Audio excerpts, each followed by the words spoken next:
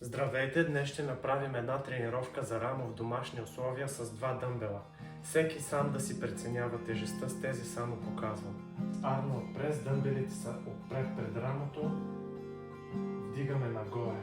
Извъртаме ги, когато изкарваме ръцете навън, вдигаме нагоре, стягаме раменете без да удряме горе дъмбелите, контролираме наобратно, без да ги удряме тук в началото. 4 по 10. Предно рамо, надхват на дъмбела, нагоре пускаме бавно, без да ги удряме в тялото. Ако ги държим ето така малко напред, да има постоянно напрежение, ще е най-добре. Няма да правите с много тежко, защото не отпускате ръцете до тялото да си почивате, а са в постоянно напрежение. Стягате рамото, пускате бавно 4 по 10. Разтваряне на страни.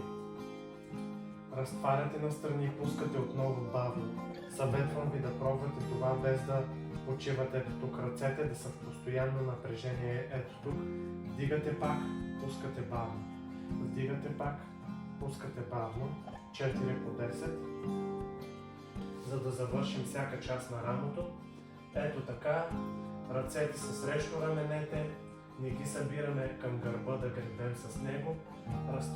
Разтваряме ги настрани, изпънати. Стягаме задното рамо. 4 по 10. Това е тренировката. Изпробвайте я.